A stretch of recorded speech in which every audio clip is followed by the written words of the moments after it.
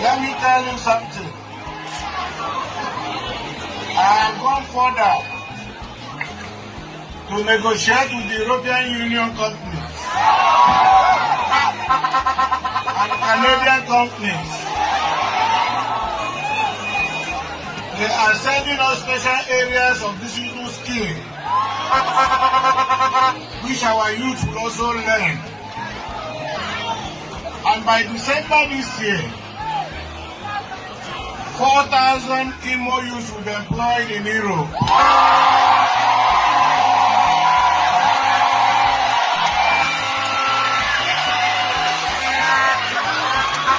Once the employment letter comes, the governor will pay for your 8 tickets.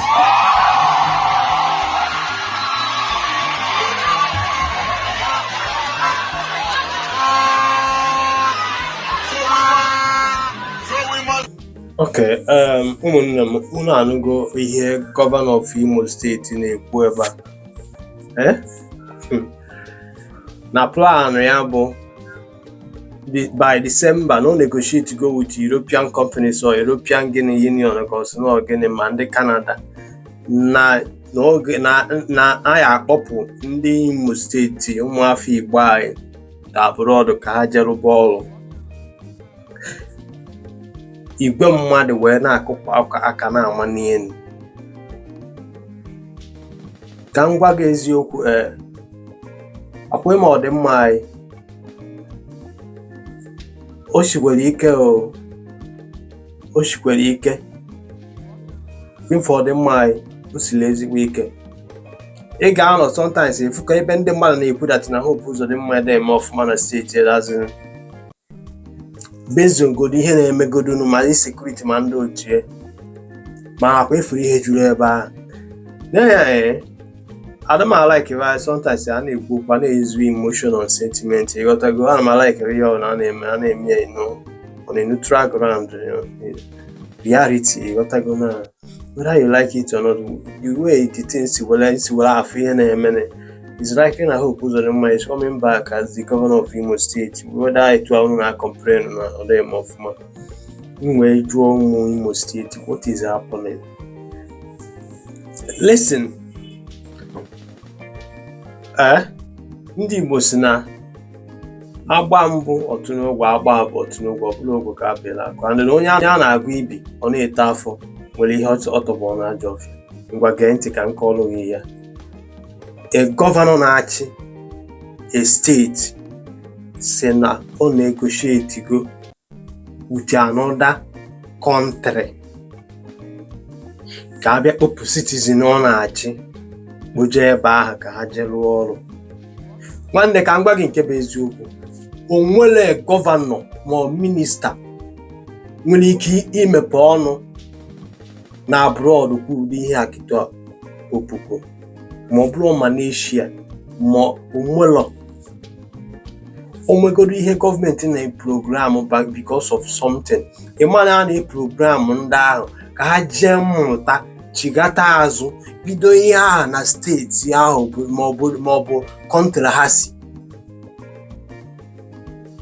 Ịmakwa ihe okwu nọ ịdazi mee isi ka atụ n'ebe letin mgbalị bie. It means that na enwere anything, enwere any plan to better Imo steeti na enwere any plan na because of na ịchọrọ ịpụ obodo oyibo ekwuo onye na-ama n'elu. Ịmakwa a lot of ndị be anyị n'obodo oyibo ịmakwa na mmasị gị na ama ha bụ ihe mechiri ha because a lot will not come back. Ma ọ bụrụ na ị mara ọbọtụ ezi ihe abụ story for another day.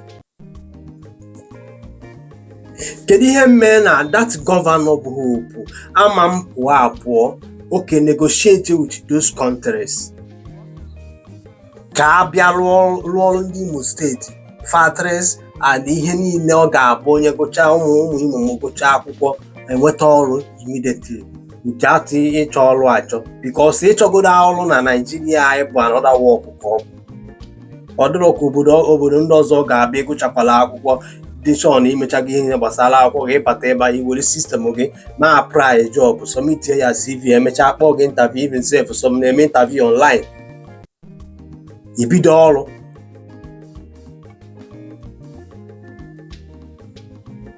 Hey Chineke, kedu onye mere anyị this thing biko? Akwa ifuru ihe ji anyị nwa bụ ndị Igbo and Africa entirely jisiri anyị ike. Ọ ga-ete ezigbo aka bifo anyị enweghọta ihe a na-akọ. Instead of nyanwa bụ gọvanọ oke a na-ekwugoro na ihe sekuriti na-emegodo anyị, why not ya nwe ikwugbo okwu ihe na Imo steeti ga-adị ka Europe na Nesten ya, ma Imo steeti ga-adị ka Canada, azi na o weta n'ihe ahụ dị na Canada wenata n'Imo steeti na nna onye aghalịkwa ka agbalụ. Ọkwa ifụrụ anyị chọọ ka anyị Igbo aba anyị dị mma, ba anyị ga-adị mma, ọkwa nna ya chọrọ etu akwa ka ọ ga-adị, because ihe a gosi daizi egechara m ihe a na-asị what is happening, wetin dey happen. Gọvanọ Hope Uzodinma, wetin dey happen? Why you go dey yarn this kind of thing? Why you go dey yarn this kind of thing? Ọ ga-abụ alụ, ọ ga-abụ kena alụ ka m na-ajụ n'Imo steeti dịka UK maọbụ any steeti dị n'ala Igbo dịka Europe, dịka New York, dịka Texas, ọ ga-abụ na ihe alụ. Dịka Canada, ọ ga-abụ ihe alụ.